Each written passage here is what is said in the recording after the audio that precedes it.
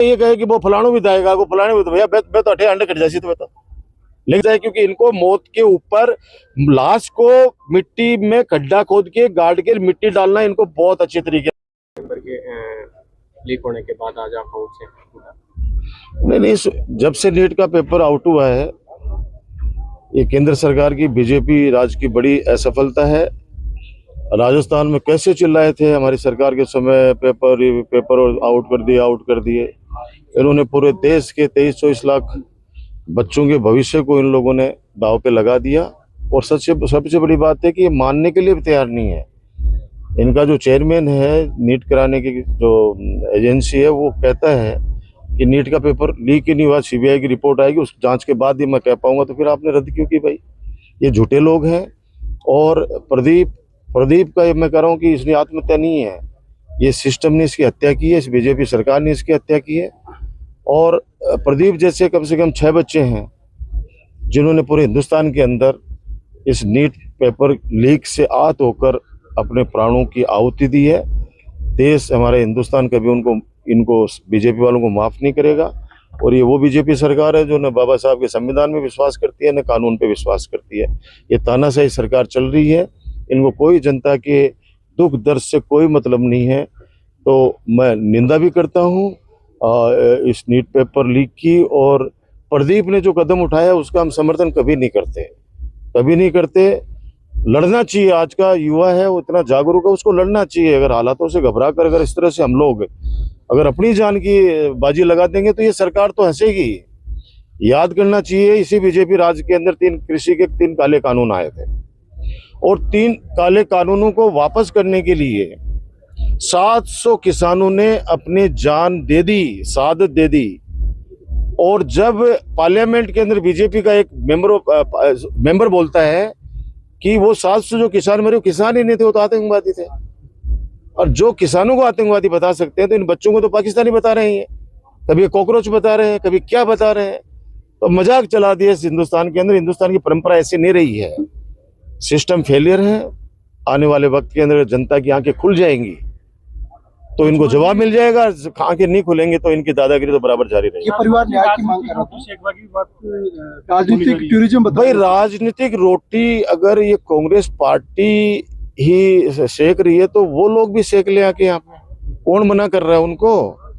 हम लोग तो अगर ब्लड डोनेशन कैंप लगाते हो तो बीजेपी वाले कहते हैं कि राजनीति कर रहा है। तो तू भी आके लेटना, खून देना, किसी को आके देना, मदद करने। 11 लाख अगर राहुल गांधी जी ने भिजवाई है, 2 लाख मैंने दिए हैं, मनोज घुमरिया जी ने 1 लाख रुपए दिए, और भी सारे कार्यकर्ता बेचारे लगे पड़े हैं। कोई लाख दे रहा है, कोई 50,000 दे रहा है, 10,000 दे रहा है। तो वो लोग भी आके मदद करें ना, परिवार की मदद आर्थिक रूप से। ठीक है, जिनको जाना था चला गया, सिस्टम का मारा लड़का, लेकिन ये पीछे 3 बेटियां हैं, मदद करनी चाहिए आके। वो तो यही बातें करेंगे। मैं कह रहा हूं ना आपको कि जब बीजेपी का प्रदेश अध्यक्ष ये कह सकता है कि नीट पेपर जो आउट हुआ है वो केरल से हुआ है, हमारा राजस्थान का कोई लेना देना नहीं है। उस भले आदमी को किसी ने इशारा किया कि केरल में कांग्रेस की सरकार बनी नहीं थी भैया, जहां का तो नाम ले रहा है। ये मजाक बना रखा है इन्होंने। इनके पास कोई ऐसा है नहीं जो पब्लिक के सामने अपने आप को ये दिखा सके। आएंगे तो यहाँ गांव वाले पकड़े जूत नहीं मारेंगे। न्याय मांगने, आप कह रहे हो राजनीति न्याय मांगने के लिए पूरा गांव बैठा था सीकर के अंदर। पुलिस वालों ने इनके साथ कितनी बदतमीजी की, उसके फादर से पूछो आप जाके। उसके पिताजी आपको बताएंगे किस तरह से धक्के मार कर उनको वहां से निकाला गया कि तुम्हारे खिलाफ मुकदमे दर्ज करेंगे। तो ये लोग तो सारे के सारे लोग जन विरोधी लोग हैं। इनको कोई जनता से कोई मतलब नहीं है। सर, इतनी बड़ी घटना हो गई जिसके बाद सत्ताधारी लोगों ने आकर यहाँ पे संवेदनाएं। अच्छा, ये बताओ, चलो ये तो कहते हैं कि साहब ये तो आत्महत्या हम नहीं है। भीमाराम तो बेचारा शहीद हुआ है। मेरे बोड़की गांव का, मेरे नवलगढ़ के अंदर कार्यरत था, अपराधियों का पीछा करते हुए शहीद हुआ है। बताओ सरकार का कौन सा मंत्री आया? क्या प्रभारी मंत्री आएगा यहाँ पे? आप लोग तो सारे एक्टिव लोग हो, बता दो प्रभारी मंत्री आया क्या? कोई नहीं आया वहां पे। अरे हम लोग मांग कर रहे हैं कि शहीद का दर्जा दो उसको, ताकि पुलिस फोर्स को भी मोटिवेशन मिले कि हम अगर अपराधियों का पीछा करें, जिनके उन अपराधियों को हम लोग पकड़ते हैं तभी जाके आम जनता चैन से सो पाती है रात को। तो हम लोग अपराधियों का पीछा करते करते किसी ड्यूटी बनती है इस सरकार की कि आखिर उसका शहीद का दर्जा दे। उसको शहीद का दर्जा नहीं तो एक स्पेशल पैकेज उस परिवार को दे ताकि उनके बच्चों को मदद हो सके, क्योंकि आर्थिक मदद एक बड़ा संबल होती है। लेकिन न प्रभारी मंत्री आए, न सरकार का कोई दूसरा मंत्री आया।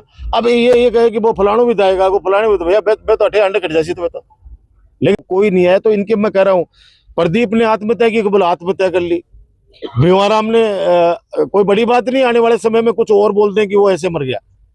इन लोगों की क्या है, कोई जब किसानों को आतंकवादी बता सकते हैं, 700 किसानों की मौत पर ये हंस सकते हैं, तो भैया ये कुछ भी कर सकते हैं।